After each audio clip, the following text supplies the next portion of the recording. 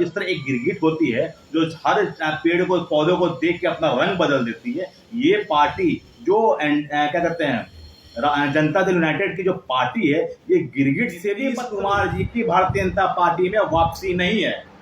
खुले मैदान से, खुले मन से कह चुका हमारा राष्ट्रीय अध्यक्ष हो, हमारे बिहार के प्रदेश अध्यक्ष हो, उन लोगों ने भी इस बात का दावा कर दिया है खुले मन से कि नीतीश तेरी खैर नहीं, बीजेपी में तेरी। 22 तारीख तक वो देश के प्रधानमंत्री बन रहे थे। आप ही के news channel, media, social media के माध्यम से हम लोग भी जानते थे कि वो देश के प्रधानमंत्री बन रहे हैं।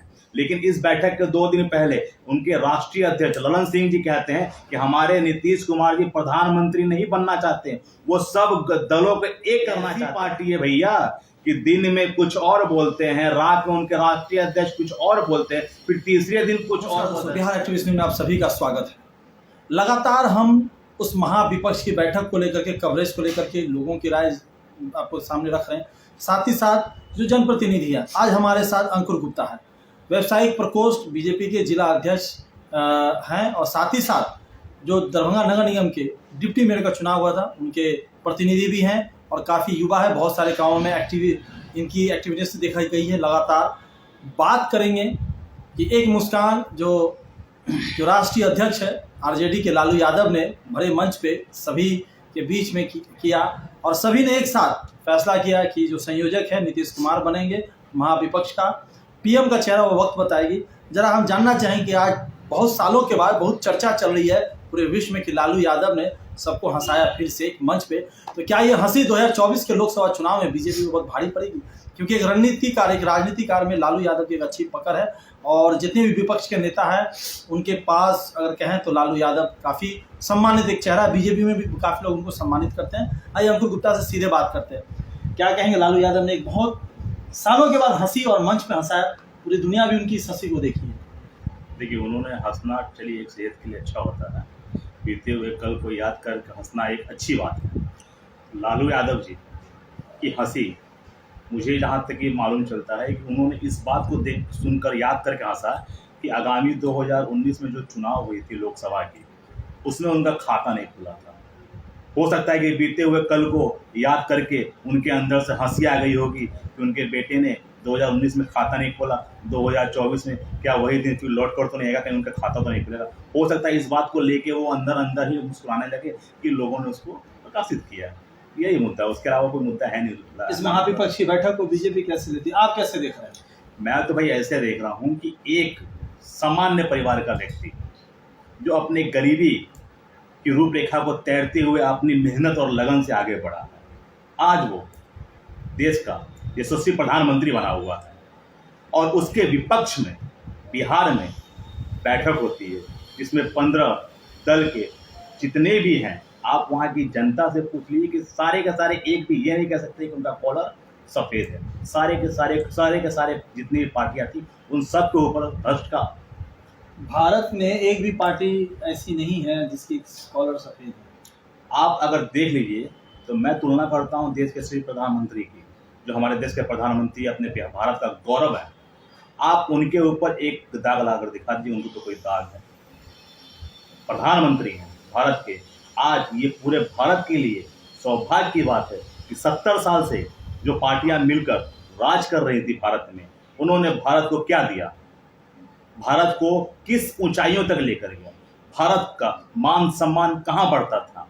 आज 9 साल हुए देश के यशस्वी प्रधानमंत्री जी की कार्यकलाप की, और उन्होंने मन की बात एक ऐसा कार्यक्रम उन्होंने दिया कि उनके द्वारा जितनी भी कार्यक्रम की जाती है, जो भी योजनाएं चलाई जाती हैं, उससे रूबरू होकर वो जनता को उस बात का देते हैं कि आपने मुझे प्रधानमंत्री बनाया है तो मैं आपके विश्वास पर ये योजनाएं कर रहा हूँ। उन्होंने अपने सारे कार्यकलाप को आप जनता के समक्ष रखा। ये मन की बात के माध्यम से वो हमेशा जनता के बीच होते, रूबरू होते। तो इससे पहले 70 साल से कांग्रेस की सरकार थी, आप बता दीजिए प्रधानमंत्री कभी जनता से रूबरू हुए हो? 9 साल में जो उन्होंने कर दिया है वो 70 साल की तुलना उसके सामने कुछ नहीं है। आप 9 साल का काम दिखा रही हैं, लेकिन वही महाविपक्ष के मंच पे जो 15 या 17 पार्टियों के प्रतिनिधि थे या जो भी मुख्यमंत्री थे, वो सभी तो 9 साल के किए हुए जो काम का सिर्फ ढिंडोरा पीटे हैं आप लोगों ने, वहाँ बता रही है। चाहे वो जैसे ममता बनर्जी ने कहा कि इंदिरा आवास का पैसा नहीं मिल रहा, जीएसटी के पैसे राज्यों को नहीं मिल रहे हैं, तमाम चीज़ों को गिना रही हैं।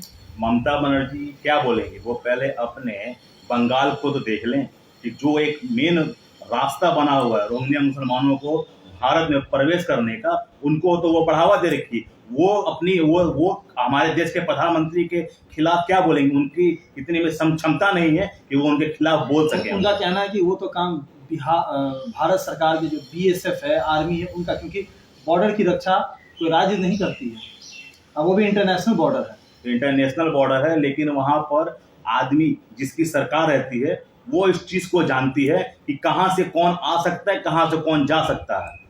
और रही बात की देश की सुरक्षा की, तो देश की सुरक्षा को प्रमाणित करने के लिए उनकी जरूरत नहीं है, वो देश की 140 करोड़ जनता जान रही है कि उन्होंने जो देश की सुरक्षा की है। आप बता दीजिए कि जब से वो प्रधानमंत्री बने भारत में कोई इस तरह का बड़ा कोई युद्ध छिड़ा हो, आप बता दीजिए मुझे। आप ये देख लीजिए, विपक्ष का दावा भले युद्ध नहीं छिड़ा हो, लेकिन बॉर्डर को बार बार चीन आगे बढ़ते जा रहा है। अगर मान लीजिए कि वो क्या कहते हैं प्रत्योग लगा रहे हैं सरकार के ऊपर में, तो पहले ये तो बताएं कि उनके क्षेत्र में जो पड़ने वाली वो सीमा है उनके प्रति उन्होंने क्या किया है। उन्होंने सिर्फ और सिर्फ उसको तोड़ने का काम किया है। आप बात कर रहे हैं मन की बात का, अगर आपको पता हो कुछ दिनों पहले मणिपुर में जो हंगामा हो रहा है, जो दो संप्रदाय आपस में लड़ रहे हैं, वहाँ पे मन की बात का वहाँ पे सभी ने इसका विरोध किया है। जो वहाँ के मूल निवासी है उन्होंने अपने घरों के रेडियो स्टेशन तोड़ दिए हैं। रेडियो है, देखिए अभी वहाँ का जो व्यवस्था है वो दूसरी तरह है, लोग आक्रोशित हैं, ठीक है, तो आक्रोश में लोग अच्छी अच्छी चीज़ों को भी भूल जाते हैं। अभी उनके ऊपर जो पीड़ा है उसको देखिए, उनके गुस्से में आदमी क्या कर रहा है उस पर आप ध्यान मत दीजिए। लोगों का एक गुस्सा है, जहाँ महाविपक्ष इधर एक बैठक कर रहा है और प्रधानमंत्री जो बाहर में टूर कर रहे हैं, ये दो तरफ चेहरा, दोनों तरफ, चाहे वो सरकार का हो या महाविपक्ष में बैठे हो, लेकिन किसी का भी ध्यान मणिपुर पे नहीं जा रहा है। जब आग की तरह जला वहाँ पे जो पूर्व आर्मी चीफ है और बहुत सारे इंडियन आर्मी के बंधु, उन्होंने ट्विटर पे कमेंट किया कि जैसे लग रहा है वहाँ सीरिया जैसा हालत हो रही है। देखिए ये बोलने का जो बात है, रही बात वहाँ पे देख रेख की, तो भारतीय जनता पार्टी के वहाँ जितने भी लोग हैं सब लोग, उनकी नज़र उसी घटना पर है कि उसको कैसे करके शांत किया जाए सारी की। और रही बात कि आप कह रहे हैं कि हमारे देश के प्रधानमंत्री टूर कर रहे हैं, तो वो टूर करते भी हैं तो फिर इसलिए वो अपने स्वार्थ के लिए टूर नहीं कर रहे हैं, भारत को एक नई पहचान, एक नई दिशा दिलाने के लिए टूर कर रहे हैं, ना कि उनका कोई व्यक्तिगत है। वो देश के प्रधानमंत्री है, देश का आज ग्राफ जो हाई लेवल पर गया है वो किसके बदल गया, उनके बदल गया। रही यहाँ मणिपुर की बात, तो मणिपुर में भारतीय जनता पार्टी का हर एक कार्यकर्ता वहां पर लगा हुआ इस बात को चिंता करने के लिए। वहां बहुत सारे हमारे संगठन के जितने भी हमारे उच्च अधिकारी लोग वो वहां बैठकर उस उपद्रव को शांत करने के लिए वहां पर वो लोग अपना कैंप डाले हुए हैं। जिन लोगों को अगर ध्यान में नहीं हो तो वहां जाकर अपना देखे, विपक्ष के लोग वहां जाकर देखे कि भारतीय जनता पार्टी का हर एक मजबूत स्तंभ वहां पर इस उपद्रव को शांत करने में लगा हुआ है। और पहले की तुलना में अभी देख लीजिए, अभी धीरे धीरे वो शांत हो रहा है। अच्छा, बात करेंगे 2024 की, जो जिस तरीके से महाविपक्ष अपनी तैयारी कर ली है, नीतीश कुमार को संयोजक बना दिया है, अब आप क्या लगता है 2024 का जो लोकसभा चुनाव का असली बिगुल बच चुका है? अब उनमें सिर्फ सीट बंटवारा होगा, आप लोगों में भी सीट का बंटवारा होता है, और हमेशा देखा गया जिस पार्टी में भी सीट का बंटवारा हो, कुर्सी का टाना टानी मारपीट झगड़ा दिखा है कैमरों पे। देखिए भारतीय जनता पार्टी, इससे कोई भी पार्टी इनकार नहीं कर सकती है। सार्वजनिक पार्टी है, शिष्टाचार की पार्टी है, वो अपने संविधान पे चलती है। और भारतीय जनता पार्टी ने कभी भी अपने दल में सम्मिलित उन सभी पार्टियों का सम्मान किया है। एनडीए में जो भी एनडीए में पार्टियां हैं उनका उन्होंने हमेशा ही सम्मान किया है, ठीक है। वो स्वार्थ के ऊपर चलने वाली जो पार्टी है वो महागठबंधन की पार्टी। आप कह रहे हैं कि संयोजक बना दिया गया है, कल तक हम नहीं कह रहे हैं, प्रेस कॉन्फ्रेंस में सुन लीजिए। आप प्रेस कॉन्फ्रेंस आप ही के माध्यम से सुनने में आ रहा है कि उनको संयोजक बना देगा। कल तक यानी कि 22 तारीख तक वो देश के प्रधानमंत्री बन रहे थे। आप ही के news channel, media, social media के माध्यम से हम लोग भी जानते थे कि वो देश के प्रधानमंत्री बन रहे हैं। लेकिन इस बैठक के 2 दिन पहले उनके राष्ट्रीय अध्यक्ष ललन सिंह जी कहते हैं कि हमारे नीतीश कुमार जी प्रधानमंत्री नहीं बनना चाहते, वो सब दलों को एक करना चाहते। भाई वे कैसी पार्टी है भैया कि दिन में कुछ और बोलते हैं, रात में उनके राष्ट्रीय अध्यक्ष कुछ और बोलते हैं, फिर तीसरे दिन कुछ और बोलते हैं। मतलब जिस तरह एक गिरगिट होती है जो हर पेड़ को, पौधों को देख के अपना रंग बदल देती है, ये पार्टी जो क्या कहते हैं जनता दल यूनाइटेड की जो पार्टी है ये गिरगिट से भी बदतर हो गई है। तो हर सेकंड में अपना जो विचार है, अपनी धारा है, उस सबको बदल रही है। अब बिहार की जनता तो जनता के साथ पूरी देश की जनता देख लीजिए, जो 2014 में 2 सांसद थे, जिसके भारतीय जनता पार्टी ने नीतीश कुमार को, जो आप मान सम्मान की बात करते हैं, उनको बराबर का अधिकार दिया था। 17 सीटें दोनों का बंटवारा हुआ था, इसमें 1 सीट उन्होंने लूज किया था। 16 सांसद अगर उनके बने हैं तो वो भारतीय जनता पार्टी की देन है कि वो भारतीय जनता पार्टी के ही वो 16 सांसद बने हैं। और रही बात जिसके 16 40 कब्जा करेंगे सर, आप हमें बता दी ना, 14 में 2 चैलेंज दिए उन्होंने, हम तो बता दे रहे हैं 14 में 2, 19 में भारतीय जनता पार्टी के सहयोग पर 16 सिर्फ बिहार में। और ठीक है, जिसके ये सांसद हो, सिर्फ बिहार में जिसकी पार्टी चल रही हो, वो भी किसी और के कंधे पर अपना बंदूक रख के चलाती हो, किसी और के कंधों पर रख के अपनी पार्टी चला रही है। जो मुख्यमंत्री बनने के लिए वो तो अभी महागठबंधन की चल रही है, राष्ट्रीय जनता दल की। अगर बहुमत रहती जन अधिकार पार्टी के पास, अगर बहुमत रहती मांझी जी के पास, अगर बहुमत रहती क्या कहते हैं मुकेश सहनी जी के पार्टी के पास, तो वो उससे भी मिलकर अपनी सरकार बना के अपना मुख्यमंत्री बन जाते। और वो जो बिहार में चला रहे किसी और के सहयोग से जिसकी पार्टी चल रही है, वो प्रधानमंत्री बनने का सपना देख रहे हैं। आपका स्टेटमेंट ये है कि महाविपक्ष भी समझ रही है कि नीतीश को प्रधानमंत्री बनाए नहीं तो हो सकता है कभी किसके साथ कभी उसके साथ। ये आप कहना चाह रहे हैं इनडायरेक्टली? अरे हम क्या कहेंगे भैया, आप उन्हीं से पूछ लीजिए ना जो ग्रीन के तो रंग बदलते हैं। भारतीय जनता पार्टी ने उन्हें खुले मैदान से कह रखा है कि नीतीश कुमार जी की भारतीय जनता पार्टी में वापसी नहीं है। खुले मैदान से, खुले मन से कह चुका हमारा राष्ट्रीय अध्यक्ष हो, हमारे बिहार के प्रदेश अध्यक्ष हो, उन लोगों ने भी इस बात का दावा कर दिया है खुले मन से कि नीतीश तेरी खैर नहीं, बीजेपी में तेरी वापसी नहीं।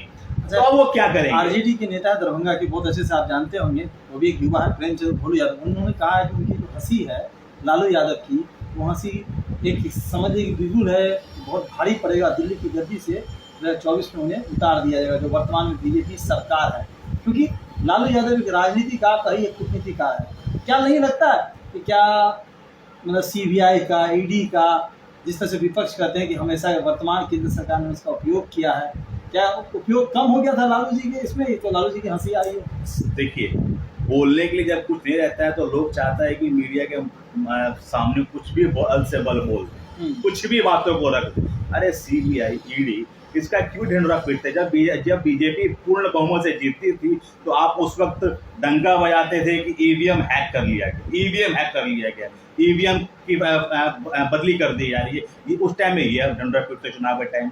अभी आपके पास कोई मुद्दा नहीं है तो आप ईडी, सीबीआई, अरे आप अगर भ्रष्ट नहीं है तो आप क्यों डर रहे हैं ईडी और सीबीआई से? कहिए सीधा ठोके कि भाई आइए हमारे यहाँ, आइए हमारे यहाँ स्वागत है। इसमें बात कौन है? जो गलत कर रहे हैं वो बोलेंगे ही बोलेंगे, ताकि उनके यहाँ ईडी हमारे हाथ में थोड़ी है। आप गलत कीजिएगा वो आपके घर पहुंचेगी, आप सही रहिएगा तो आपसे दूर रहेगी। सही रहिए, सही बात। 9 साल में इसका इस्तेमाल तो बहुत ज्यादा ही हुआ है। ऐसी बात नहीं है, 9 साल में उन्हें अधिकार दिया गया है।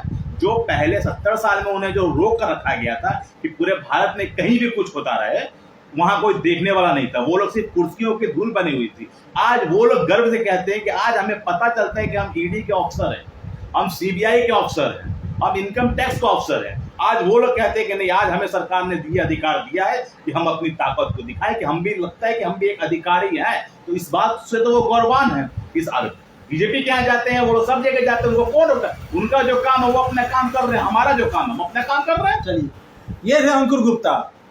अधिकारी अपना काम कर रहे हैं, इनकी पार्टी अपना काम कर रही है, महाविपक्ष की सभी पार्टी अपना काम कर रही है। और जनता 2024 में सबको दिखाएगी वो कौन सा काम करेगी जब ईवीएम का बटन दबाएगी। खास बात पता चले, ये जो महाविपक्ष का बैठक था ये एक बिगुल है, और ये सीधे तौर पे कि 2024 का लोकसभा की जो लड़ाई है अब वो सीधे आमने सामने है। भले महाविपक्ष ने अपना चेहरा अभी नहीं दिखाया है, लेकिन प्रधानमंत्री का जो चेहरा है, जिस तरह से शोरगुल है कि नीतीश कुमार ही रहेंगे, अब ये तो वक्त बताएगी कि क्या वाकई में वो चेहरा रहेगा या महाविपक्ष बाद में कोई चेहरा बदल भी सकते, क्योंकि नीतीश कुमार और उनकी पार्टी हमेशा कही है कि वो विपक्ष को एक कर रही है, न कि प्रधानमंत्री का चेहरा नीतीश कुमार है। अब ये तो 2024 की लोकसभा चुनाव की जो नज़दीकियाँ धीरे धीरे आ रही हैं, बहुत सारे पत्ते खुलेंगे, जनता भी पत्ता खोलेगी। 9 साल के कामों को लेकर जा रही है और 70 साल के इतिहास को लेकर के महाविपक्ष भी जाएगा। बने रहिए बिहार न्यूज़ के साथ।